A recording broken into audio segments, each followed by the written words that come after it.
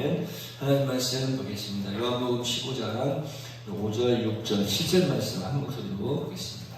시작. 나는 포도나무요 너희는 가지라.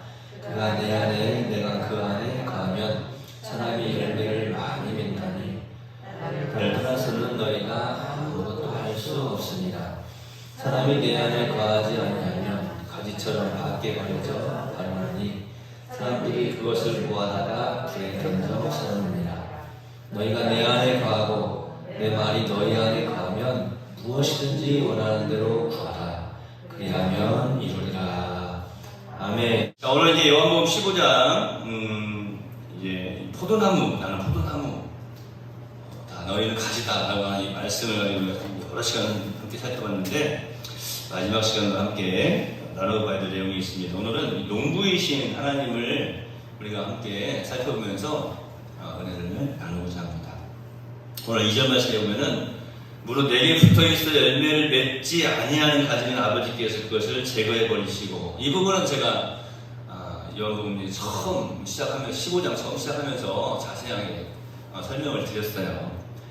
열매를 맺지 아니하는 가지. 그런데 뭐 한 해 그냥 열매 맺지 않았다고 해서 그냥 금방 그냥 탁 제거해 버리시는 것이 아니라 또 참으시고 또 참으시고 계속 참으세요. 참으시다가 이게 도저히 가망이 없어요. 그러면 그 가지는 제거해 버리시는 거예요. 오늘 우리가 살펴봐야 될 것은 뭐냐면 무릇 열매를 맺는 가지는 더 열매를 맺게 하려 하여 그것을 깨끗하게 하시느니라고 했는데, 사실은 이제 이 개역 개정 성경이 다시 번역이 되어지면서 이 부분을 그것을 깨끗하게 하시느니라 이렇게 말씀하고 있는데, 원래 이제 원어, 헬라 원어를 살펴보면은 이 부분이 어떻게 기록이 되어져 있냐면, 자, 앞에 있는 제거해 버리신다. 아버지께서 열매를 맺지 아니하는 가지는 제거해 버리신다 그랬잖아요. 그런데 열매 맺는 가지는 더 열매를 맺게 하려 하여 그것을 깨끗게 하신다 그랬는데, 여기서 열매 맺는 가지도 그 가지를 제거하시는 거예요. 그런데 이 내용의 이 원래 말씀은 뭐냐면 열매 맺는 가지의 곁가지입니다. 열매 맺는 가지에 붙어있는 곁가지. 아마 우리 성도님들 가운데 농사를 지으시는 분들이 계시니까 이게 무슨 의미인지 금방 딱 알아차리실 거예요. 그렇죠? 저희는 우리 장모님들께서 저 밖에 있는 나무를 막 자르신다고 이렇게 막 가지치기를 하신다고 그러는데 저는 그냥 자르지 마세요, 놔두세요. 그랬더니 장모님 한 분이 저한테 그러신다고, 이 옆에 걸 잘라줘야 더 풍성하게 예쁘게 자라요, 목사님. 그래요? 많이 자르세요. 많이 자르면 죽죠. 그게 무슨 말인가 하면 곁가지를 알맞게 잘라줘야 된다는 거예요. 왜? 더 풍성해지게 하시기 위해서. 사실은 오늘 우리가 이 말씀을 들을 때 그 말씀의 수준이 있어요. 듣는 수준이. 이 말씀을 딱 듣는 순간 열매를 잘 맺는 가지도 곁가지, 그 곁가지치기를 해주시는구나.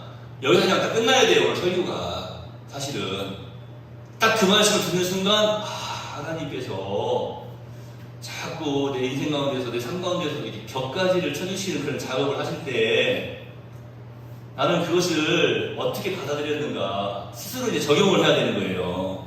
그러면 설교가 여기서 딱 끝나야 돼요.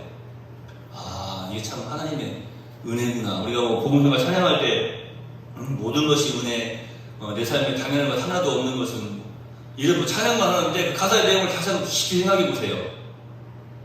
당연한 것이 하나도 없어요. 찬양을 드렸는데 그것이 삶에 적용이 안 돼요. 그럼 아무런 의미가 없는 거잖아요. 오늘 이 말씀도 마찬가지입니다. 열매를 맺는 가지는 그냥 내버려 두셔야지 더 열매를 맺게 하려 하여 그것을 깨끗하게 하신다.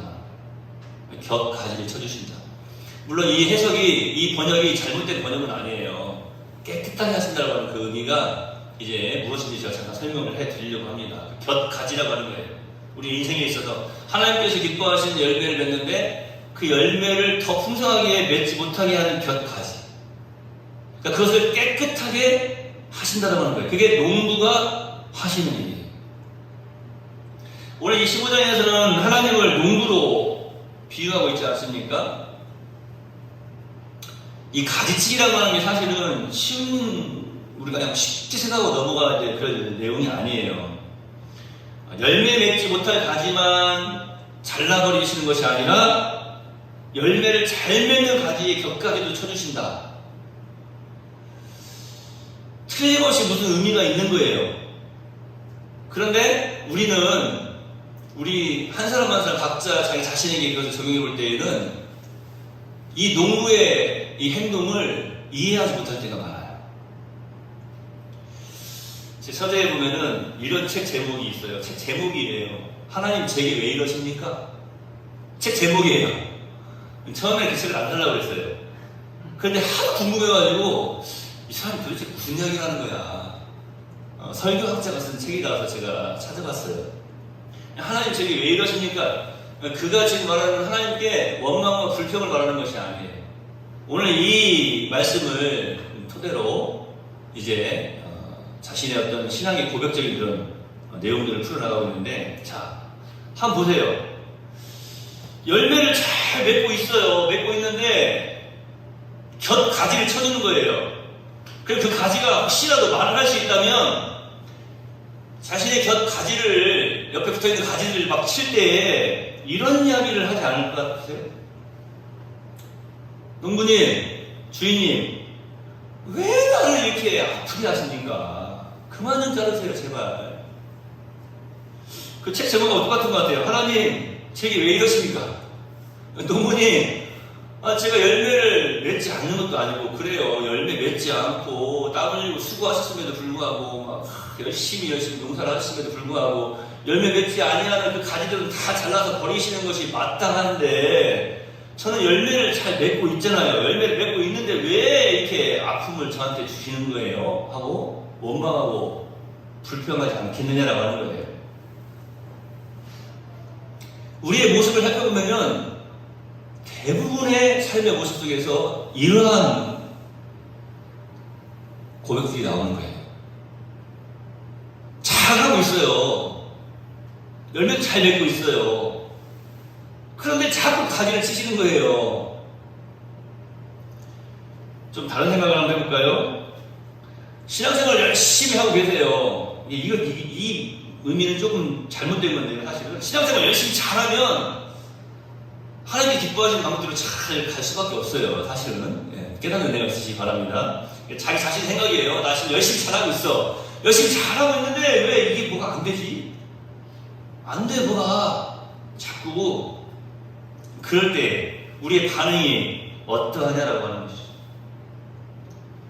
여기서 우리가 조금 깊이 생각을 해봐야 돼요. 3일 저녁에 너무나 또 깊이 생각하면 설교 길어지면, 늘 말씀드리지만, 설교가 20분 이상 길어지면 구원받는 사람은 구원받기 거절한다고 하니까 짧게 하잖아요. 3일 저녁에는 특별히.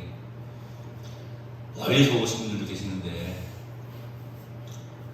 여러분 한번 생각해 보세요. 우리의 모습은 어떠하냐, 우리의 반응은 어떠하냐라고 하는 거예요. 하나님께. 하나님께 원망하면 안 돼. 원망하면 안 되지. 큰일 나. 무서워서 어떻게 이렇게 해. 이렇게 하면서도 자꾸 속으로는 하나님께서 나한테 왜 이러시지? 언제까지 이렇게 내버려 두실 건가? 언제까지 이 상태로? 아니면 언제까지 이루어 주시지 않을 건가? 왜 나한테 이런 일이 생기지? 왜 자꾸 아파? 자녀들도 잘 안 되는 것 같고, 무슨 여러 가지 문제들이 생기는 것 같아요. 이거를 좀 깊이 들여다봐야 되는데, 제가 한마디로 말씀을 드릴게요. 오늘 이 요한복음 15장 2절에 있는 이 말씀, 곁가지를 치신다라고 하는 것.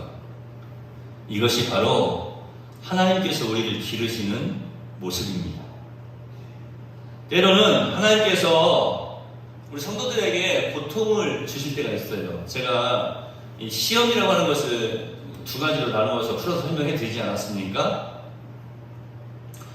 그런데 우리를 테스트하실 때도 있으시지만 사실은 하나님의 자녀들을 테스트하실 때에는 트레이닝이에요. 훈련이에요. 훈련. 대부분의 경우가 그래요. 아름다운 극상품의 열매를, 좋은 열매를 맺었지만 하나님은 아시는 거예요. 더 극상품의, 더 최고급의, 최상품의 열매를 맺을 수 있다라고 하는 것을. 그래서 그 열매를 맺을 수 있도록 그 열매 맺는 가지에 정말로 그 나무의 수액, 그 영양분을 온전히 그 열매를 향하여서 그 열매에게만 전달이 될 수 있도록 하나님께서 우리를 기르시고 우리를 이끌어 가시는 모습. 구약에 보면 뭐 하나님의 열심이 많이 기록되어 있지 않습니까? 하나님께서 열심히 자신의 백성들을 이끌어 가세요. 그런데 끝내는 성공하세요. 그러니까 우리가 좀 지혜로운 사람들이라면요, 사실은 진짜로 그냥 말로만 하나님께 원망하고 불평하면 안 돼 이렇게 하는 게 아니라 정말로 믿음의 고백을 해야 된다고 하는 거죠. 끝내 하나님께서 이끌어 가시고 끝내 이루시는 분은, 끝내 열매 맺게 하시는 분은, 그것도 그냥 열매가 아니라 최상품의 극상품의 열매를 맺게 하시는 분은 하나님이십니다. 사실은 우리가 힘들고 어려울 때에는 뭐 짜증도 나죠. 스트레스 받고 원망도 하고. 사실은 그런데요, 하나님의 백성들에 있어서 이런 것들은요 감사의 대상이에요. 네? 베드로전서 1장 11절에 보면은 너희 믿음의 실현이 불로 연단하여도 없어질 금보다 더 귀하다고 그랬습니다. 예수 그리스도에 나타났을 때의 칭찬과 영광과 존귀를 얻게 하려 합니다. 그러니까 너희에게 시련을 주시는 거, 제가 이 베드로전서 1장 10절 말씀을 가지고 어떤 제목으로 설교했습니까? 시련 속에 보물이 있다. 시련 속에서 보물을 발견하는 사람이 정말 하나님께서 기뻐하시는 멋진 신앙인 아니겠습니까? 터널을 똑같이 통과하고 있는데 터널에 끝이 있다고 하는 것을 아는 사람과 터널에 끝이 있다고 하는 것을 모르는 사람은 운전하는 자세가 달라요. 시련 속에서 보물을 발견할 수 있는 사람은 어떤 사람인가 하면 바로 이것 또한 하나님께서 나를 지금 내 곁가지를 치시는 그런 작업을 하고 계시는구나 이렇게 이해를 하실 수 있는 사람, 그 사람이 정말로 멋진 믿음의 삶을 살아드릴 수 있지 않겠습니까? 저는 자녀가 한 명밖에 없는데 크면서 보면 이렇게 커오르는 모습들을 볼 때 징징거리는 걸 별로 못 봤어요. 징징거린다고 하잖아요. 네?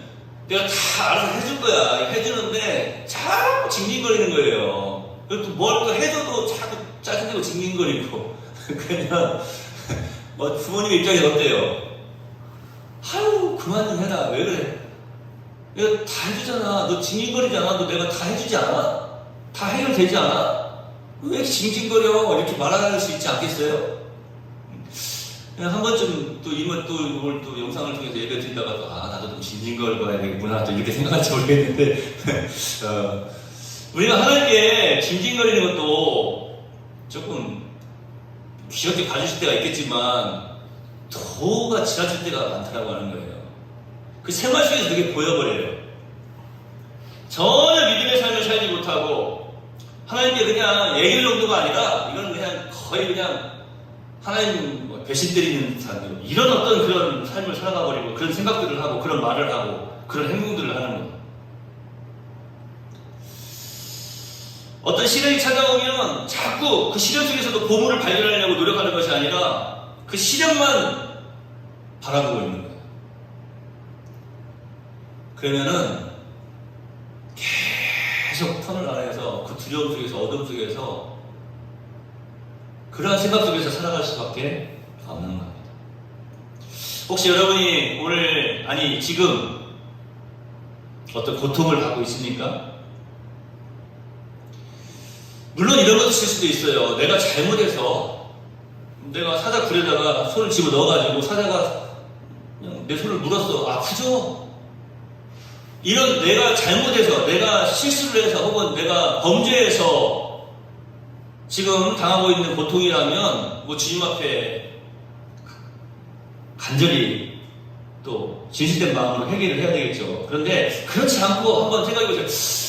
나의 잘못하고는 전혀 상관이 없어. 여러분의 잘못과 무관한 것임에도 불구하고 어떤 어려움이 있고 고통이 있어요. 그렇다면 여러분 박수 치면서 기뻐하실 일이라고 하는 거예요. 여러분을 지금 하나님께서 여러분의 삶 속에 직접 개입하셔서 간섭하셔서 여러분들이 더욱더 귀하고 복된 열매를 많이 맺게 하기 위해서 곁가지를 치고 계신다라고 하는 거예요. 어쩔 땐 사실 두려워요. 뭐가 두렵냐면 이거 내가 기도하고 있는 게 있는데 이루어지지 않아요. 나 죽은 다음에 이루어지려나? 시간이 지나도 뭔가 해결되지 않는 것 같아요. 그럴 때에는 마음에 두려움도 생길 수가 있어요. 그런데 그럴 때 그 마음에 두려움을 갖지 마시고 오늘 이 말씀 들으시고 은혜 많이 받으시고 그럴 때일수록 하나님께서 곁가지를 많이 쳐주시네. 얼마나 좋은 열매를 맺게 하시려고 한 분도 안 하시네. 하나님께서 곁가지를 많이 쳐주시네. 얼마나 좋은 열매를 맺게 하시려고. 할렐루야. 농부이신 아버지께서 많은 열매를 맺게 하시려고 가지치기를 분명히 하십니다. 제가 하는 이야기가 아니에요. 오늘 이렇게 말씀하고 계세요. 열매를 맺는 가지는 더 열매를 맺게 하려 하여 그것을 깨끗하게 하시느니라. 물론 아픔이 뒤따르지만 더 좋은 열매를 맺기 위해서 그 고통까지도 감수할 수 있는 능력을 우리에게 더해 주시는 줄로 믿습니다. 사랑하시는 성도 여러분, 우리 성도들 가운데 대부분 이 농사를 짓고 계신 분들이 많이 계시지 않습니까? 그러다 보니까 이 농부이신 하나님의 마음을 잘 이해하실 줄로 믿습니다. 제가 이제 마치겠습니다. 전에 한번 수박을 먹고 남은 수박을 우리 멍멍이들한테 던져줬더니 우리 멍멍이가 그걸 먹고 응가를 했어요. 그게 이제 밭쪽으로 흘러가더니 그게 씨가 싹이 트고 수박이 자랐잖아요.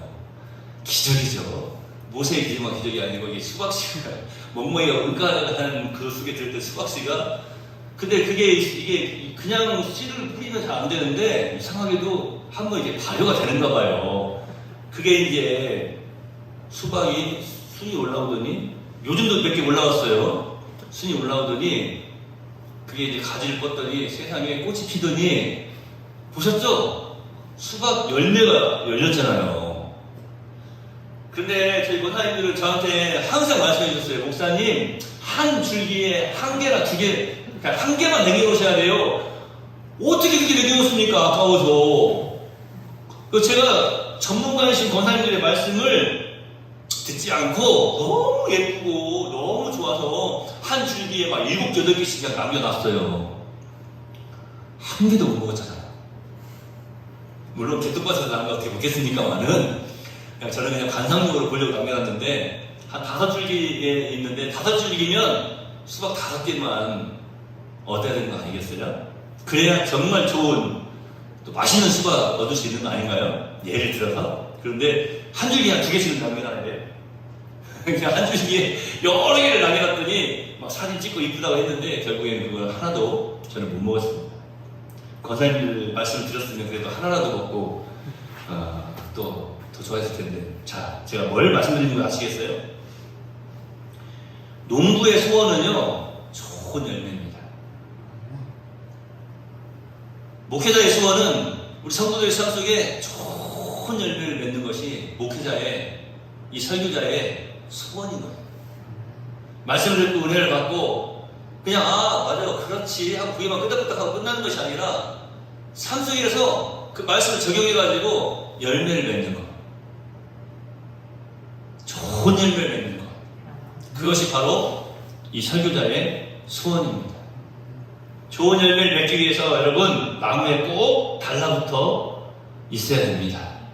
좋은 열매를 맺어서 아버지 하나님께 영광을 올려드리시는 우리 네월 성도님들, 여기 있는 하나님의 백성들이 다 되시기를 예수님의 이름으로 축복합니다. 기도하겠습니다. 하나님, 시련 속에도 보물이 있음을 우리가 여러 번 듣지 않았습니까?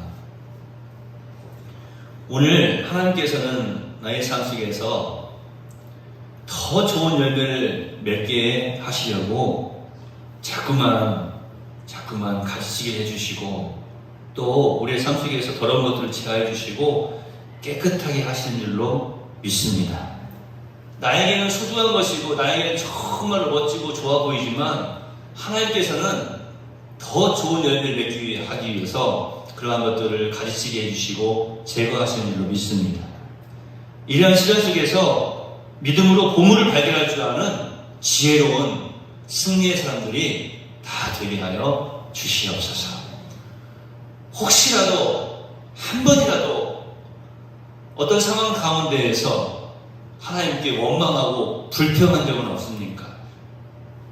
주여 용서해 주시옵시고 하나님의 그 기쁘신 뜻을 잘 깨달아 알고 더욱 믿음으로 영광 올려드리는 여기 있는 하나님의 사람들이 다 되게 하옵소서. 어두운 밤길 돌아가는 발걸음도 주의 은혜 가운데 지켜주시옵시고 또 멀리서 이렇게 찬양을 운행하고 왔습니다. 하나님 찬양 운행할 때마다 늘 안전케 하시고 또한 평안케 하여 주시옵소서. 예수님의 이름으로 거룩하신 아버지 하나님께 기도하옵나이다. 아멘. 하늘에 계신 우리 아버지여 이름이 거룩히 여김을 받으시오며 나라의 임하옵시며 뜻이 하늘에서 이룬 것 같이 땅에서도 이루어지이다. 오늘날 우리에게 정말 양식을 주옵시고 우리가 우리에게 죄 지은 자를 사하여 준 것 같이 우리 죄를 사하여 주옵시고 우리를 시험에 들게 하지 마옵시고 다만 악에서 구하옵소서. 이 나라와 권세와 영광이 아버지께 영원히 있사옵나이다. 아멘.